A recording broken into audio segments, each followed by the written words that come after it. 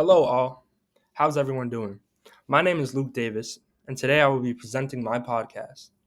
The title of my podcast is Racial Relations Through the Eyes of My Grandfather, from Cuba to the United States.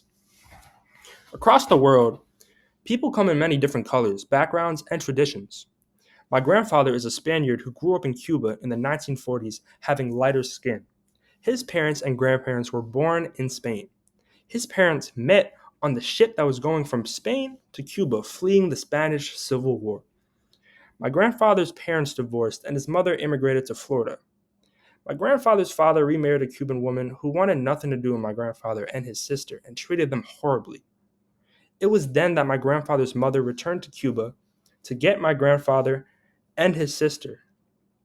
He shared with me his memories of his childhood growing up in Cuba, where he experienced an environment that, at least in his eyes, embraced racial and cultural diversity.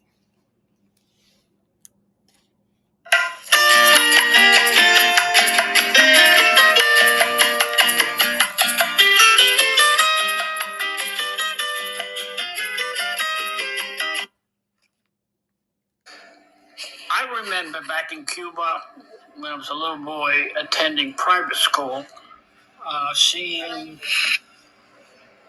black Cubans uh, in a funeral dancing on top of a casket. It was quite a bit to see because the music was really good. There were drums, there was guitars, and there was a woman dancing on top of the casket. Back in school, which was located in Matanza. Matanza is a province of Cuba. There was no difference between black and white and mulattoes. Mulattoes are in between black and whites. We were all Cubans. We went to school with teachers that were also black, white, and mulattoes. In Cuba, there was no difference. We differentiated between races. Uh, I never differentiated between races because I learned that here in the United States. Um, my teachers in the private school were also black, white, and mulattoes. Mulattoes is in between black and white. But in Cuba, we didn't differentiate anything between black, white, and mulattoes. We're all Cubans. We all played together. Our teachers were all the same. And we got along very well. This contrast between the racial dynamics of Cuba and those of the United States shows how race is experienced differently depending on cultural and societal circumstances. This podcast will explore my grandfather's experience from Cuba to the United States, where he viewed the changes in black and white relations. The racial structure and attitudes towards race and culture in Cuba in the 1940s differs from that in the United States. In Cuba, the ni- in Cuba in the 1940s, it was a multi-racial culture shaped by a mix of Spanish, African, and indigenous heritage. The 1940 Cuban Constitution even outlawed racial discrimination. According to Alejandro and Robert, fall 2003, the revolutionary upheaval of the early 1930s created a political opening where the long-standing popular demands for workers' rights, women's rights, and racial equality were incorporated into the Constitution. In the early Cuban Republic, the nation's relatively inclusive form of nationalism supported ideas about the supposed inferiority of Afro-Cubans while also giving people of color the opportunity to challenge such beliefs. Over time, the general notions of citizenship and racial unity were replaced by more of an understanding of citizenship and the emergence of a distinctly black political identity by 1940.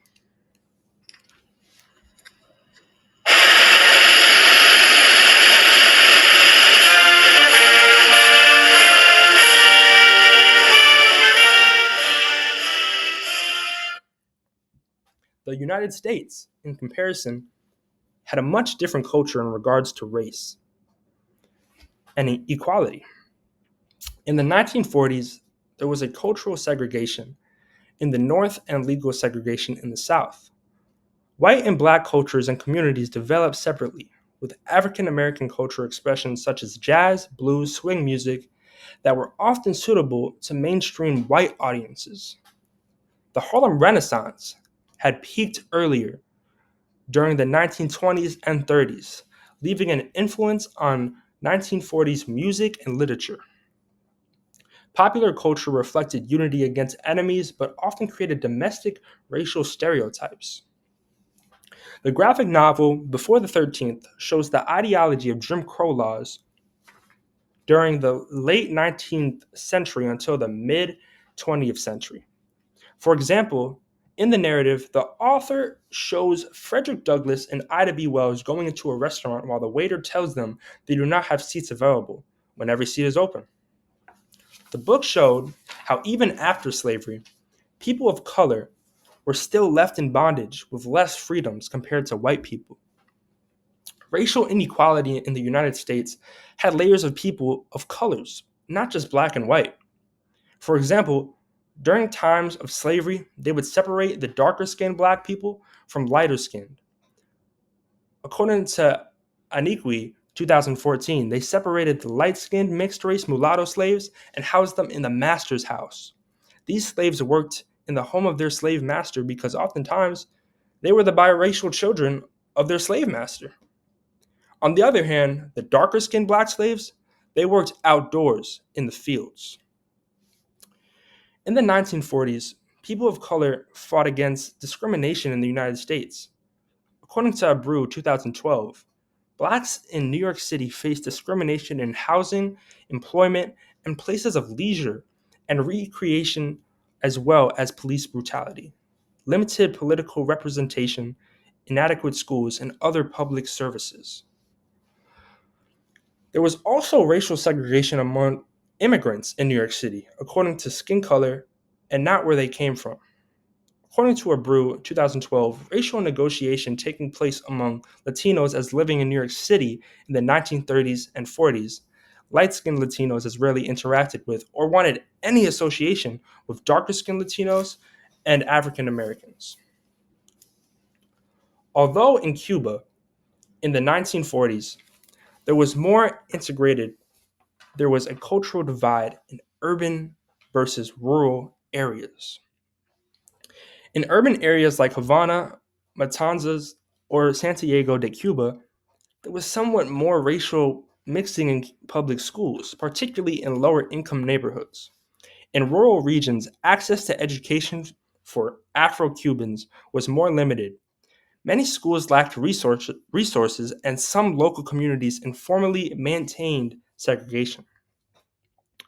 But the Constitution of 1940 in Cuba outlawed racial discrimination, so it was legal for the schools to be mixed races. In the United States, between the years of 1955 and 1968, Martin Luther King Jr. led the modern civil rights movement. He used both his Christian faith and the peaceful teachings of Mahatma Gandhi. He led a movement that was nonviolent in the late 1950s and 60s to gain equal rights for African Americans in the United States. I came to the United States. Um, I was about 12 years old, and I had no prejudice. I had no vision of people were different because they were black or white or in between, which we call it mulattoes. Uh, in the morning, I would go to a school, which of course the school was all white, and I got on the bus and sat right next to a black lady, and she got up rather disturbed, and she walked to the back of the bus. I thought I had body odor, so I smelled my underarm, and I had no body odor. So anyway, I went to school. When I came home, I told my mother. And then my mother, for the first time in my life, explained that in this country, there's a difference between black and white. In buses, the black people will sit from the rear to the front, and the white people will sit from the front to the rear. To me, that was all new. That was the first time that was introduced into racism, and I was began to live in the United States as an American, and I was kind of puzzled that I would go to school. I see no other people but white people, and I began to realize that in this country was a difference between black and white, especially in the South. And that was kind of disturbing to me because back in Cuba, I had all kinds of friends, and we never distinguished any friends from black and white and mulattoes. We were all the same. In 1966, Dr. King's nonviolent campaign focused on Birmingham, Alabama. This was considered the most segregated city in the United States. Police brutality here was horrible. Black people, mostly young black men, were assaulted by dogs and water hoses. As a result, there was a national outrage, which caused a push for an unmatched civil rights legislation. Dr. King drafted the Letter from a Birmingham Jail. This campaign, that was the platform of Dr. King's philosophy and strategies, which is today required reading in universities worldwide. And I got this from the King Center, 2025. In 1963, Dr. King was instrumental in leading the March for Jobs and Freedom, more commonly known as the March on Washington. Over 250,000 people went to the National Mall. Dr. King delivered his famous I Have a Dream speech at the National Mall, which solidified him as a social change leader and inspired the nation to act on civil rights. In 1964, Martin Luther King Jr. won the Nobel Peace Prize. In 1964, the Civil Rights Act was passed. It eliminated illegal racial segregation. Then in 1965, Congress passed the Voting Rights Act. This also eliminated barriers for African American voters. Between 1965 and 1968, Dr. King focused on economic injustices. On April 4th, Martin Luther King Jr. was assassinated in Memphis, Tennessee. I asked my grandfather what was his experience going through school as an immigrant, and this is what he told me. I went to grade school. I started school on fifth grade, and then went on to eighth grade and ninth grade, and then I went to school, to high school. My first semester in high school, I did very well. I was really into learning new things, geometry, learning English. I read my first book. My first book was Johnny Tremaine. It's about the revolution in the United States. So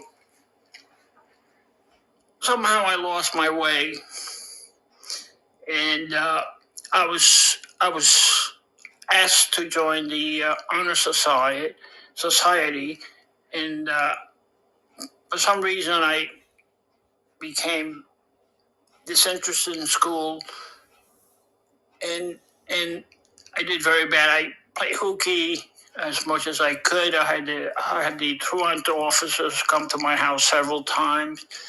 I didn't quit school. I just kept on going to school, but I would go and then I would play hooky to the point that the only time they passed me, I was passed, is because when I had to take a test, I would sit down and study and get 85 on the test. But anyway, at the end of the last year of school, you see my report card with all 65, 65, 65, 65.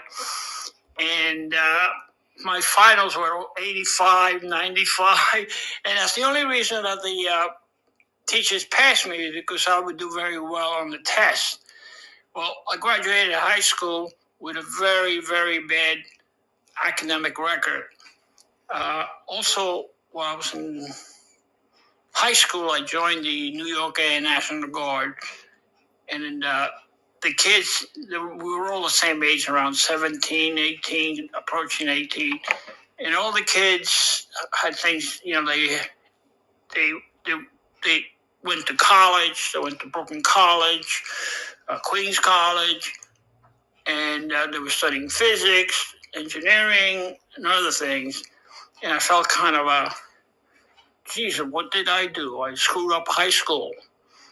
Then I started saying, I want to go to college. I want to go to city college because city college was free, and of course I couldn't afford a private school. So instead, the only college that would accept me with such bad grades was the New York City Community College. It was a community college. So, and I went to the community college. It was a 2 year of studies, and I did absolutely perfect. I did all my grades were good. 85. Graduated with 95. I was very good. Then I decided to join the Navy because at that time the Navy, and I wanted to fly airplanes. The Navy would accept somebody. Usually, to go to officer school, you have to have a 4-year degree, but for pilot training, they cut it down to 2 years because at the time they needed a lot of pilots to be trained. So I went to flight school. In flight school, I went to pre-flight, which we had courses in navigation, air science, and so forth, which I did very well. And then I started to fly, and I learned how to fly on a T-34.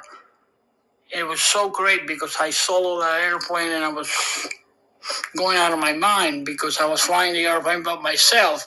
Then for the T-34, I went to the T-20, a bigger airplane. The T-34 had about 300 horsepower engine, and the T-20 had 1,200 horsepower engines, really big plane. And from there, I went to T-2V, and then the T-2V was a jet training. And then from there, I received my wings, and I got a commission in the Navy as an ensign. Then after that, after serving in the Navy, I came out and I wanted to go to college. Again, how can I go to college? My grades in high school were so bad. However, City College of New York will accept you if you successfully went to a community college for 2 years and you had good grades. So finally, I was accepted to City College, and I went to City College for 4 years, and I received an engineering degree, mechanical engineering degree, and that was it. At my grandfather's graduation ceremony in 1963, he was there with my grandmother. At my grandfather's graduation at City College of New York in 1963, the keynote speaker was Martin Luther King Jr. My grandfather told me that he thought that King had a great speech and he was very inspired.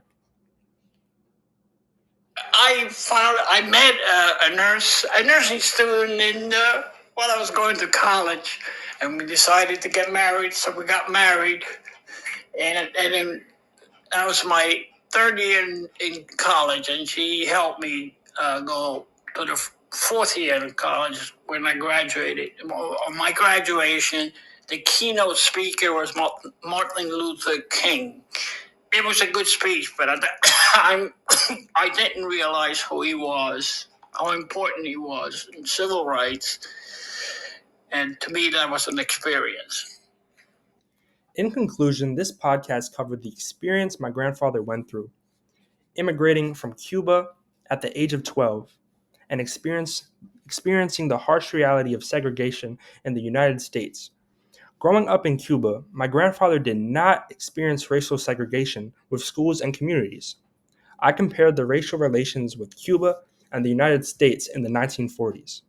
I also talked about Black civil rights leaders such as Martin Luther King Jr. and explained his story as a revolutionary. I got the viewpoint from my grandfather and how he listened and saw with his own eyes Martin Luther King Jr. at his college graduation. I explained how understanding racial relations and segregation is a heavy topic, but one we should all be educated on.